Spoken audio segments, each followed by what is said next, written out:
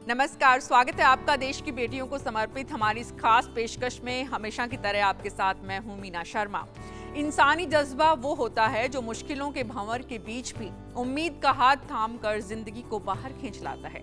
यही हौसला रेगिस्तान में भी फूल खिला देता है और बाधाओं के समंदर में सेतु भी बना देता है।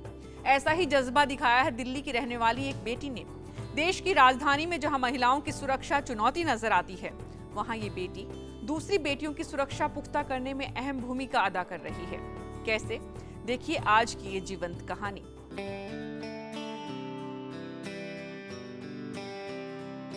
इस बेटी का नाम सुनीता चौधरी है।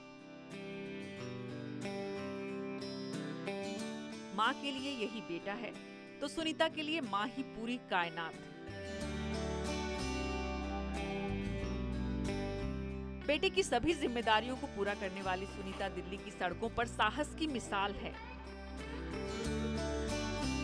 अकेले ऑटो में बैठने से डरने वाली बेटियों का भरोसा बढ़ाने वाली ये बेटी देश की पहली महिला ऑटो ड्राइवर है,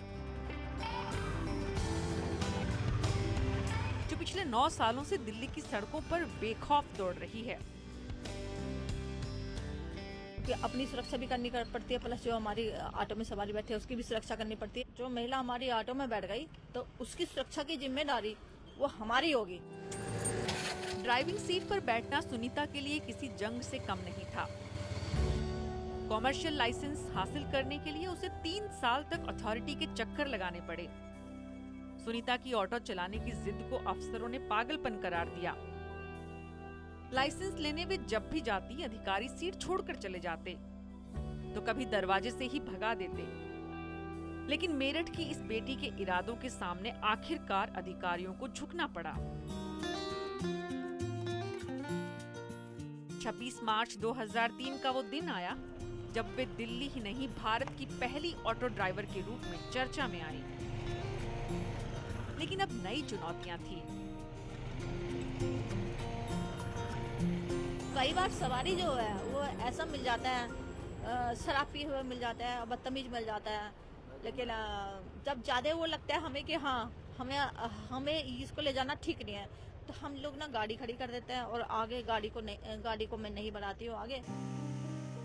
सुनीता भला ऐसे लोगों की परवाह कैसे करती? बचपन से ही तकलीफों से लड़ने की आदत जो थी। 1991 में 13 साल में दोगुनी उम्र के व्यक्ति से शादी हो गई थी। पति ने दहेज के लिए जान तक लेने की कोशिश की।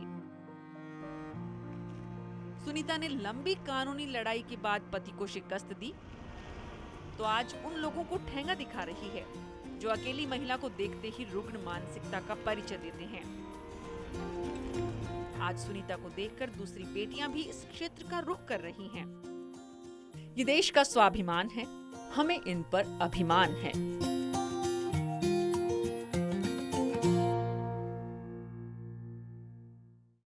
सुनीता चौधरी ने ऐसा काम किया जिसकी कल्पना भी मुश्किल थी, लेकिन समाज की पाठशाला में ही उन्होंने अपना छोटा सा अध्याय लिखा। जब भी किसी महिला को ऑटो का लाइसेंस मिलेगा, सुनीता को हमेशा याद किया जाएगा। तो कल आपको मिलवाएंगे ऐसी ही 2 बेटियों से। राह चलती बेटियों के साथ छेड़खानी करने वाले लड़कों के लिए खौफ बन चुकी हैं उत्तर प्रदेश की ये बच्चियां। कैसे? देखना न भूलिएगा कल का एपिसोड। अब के बरस मोहे बिटिया ही दीजिए।